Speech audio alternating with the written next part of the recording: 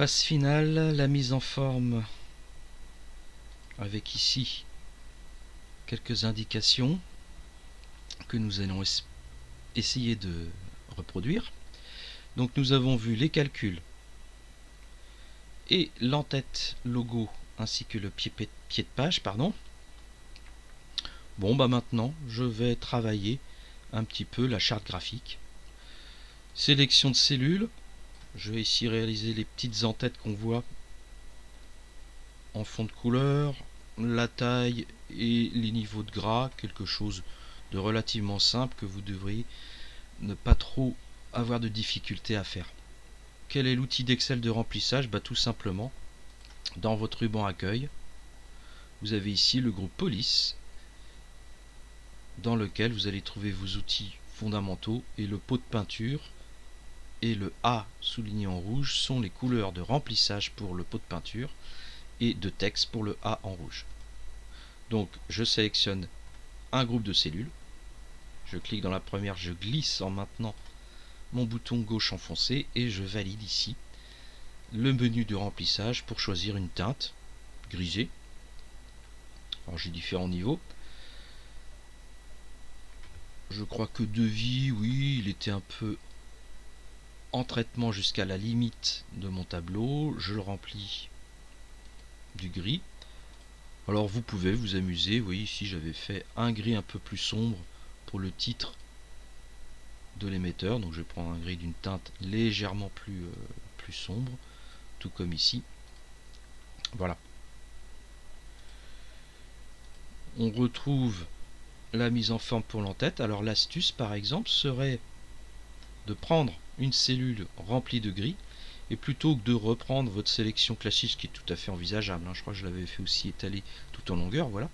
Parce que vous pouvez faire aussi, c'est un outil magique et génial, très pratique, c'est le pinceau, toujours du ruban accueil, le pinceau du groupe presse-papier, où là je sélectionne une cellule qui va en fait, je vais reproduire non seulement le fond gris, mais ma police, ma taille, etc. de cette cellule dans la cellule de l'entête des coordonnées du client. Donc pour ça, je fais un clic, puis je trace tout le long, et vous voyez que d'un seul coup, je me retrouve avec le même formatage que mon entête émetteur.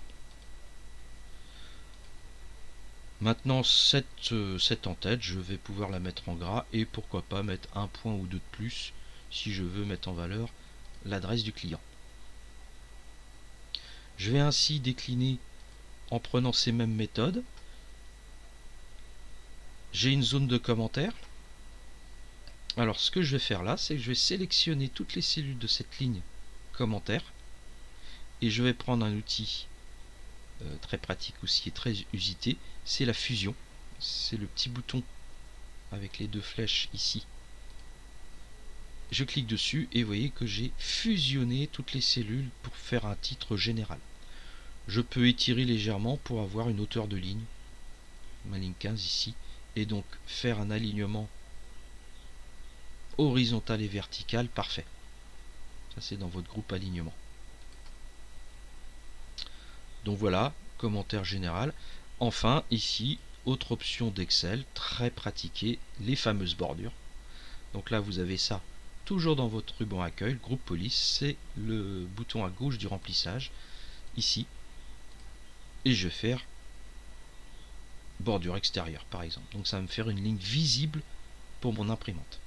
Je vais ainsi décliner, sélection de cellules, là, je regarde quel est le modèle, voilà.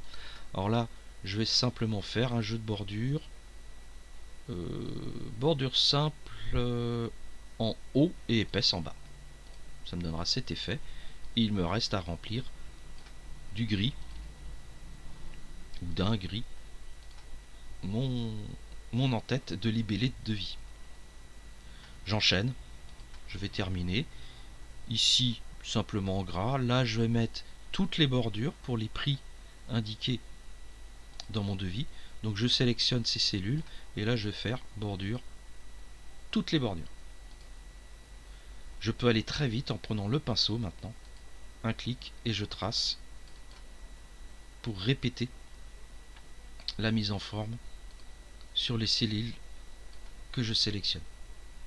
Si vous voulez garder la main, cela c'est l'astuce. Je ne vais pas faire un seul clic, je vais faire double clic sur le pinceau. Comme ça maintenant, je vais pouvoir tracer sans répéter mon action sur toutes les cellules de mon choix. Je reclique sur le pinceau pour arrêter le processus. Mes libellés, je peux les mettre en gras. Je sélectionne et je valide en gras. Attention, les mises en forme contiennent aussi certains éléments comme les taux. Ici, j'ai un bouton pourcentage. J'y pense. Groupe nombre.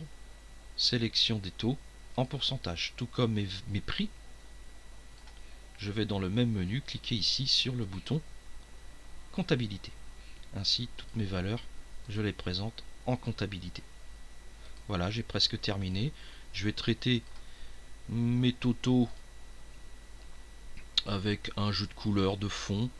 Bon, rien de bien compliqué. Je sélectionne. Alors, je peux prendre trois groupes de cellules. Je sélectionne d'abord, pourquoi pas une couleur verte. J'applique dessus un jeu de bordure simple en haut et épaisse en bas. Et je crois que ça doit correspondre, voilà, à peu près. Et je mets mon prix en gras. Là encore, si je veux gagner du temps, je sélectionne mon groupe de cellules, je prends le pinceau et je trace sur mon hors-taxe le même protocole.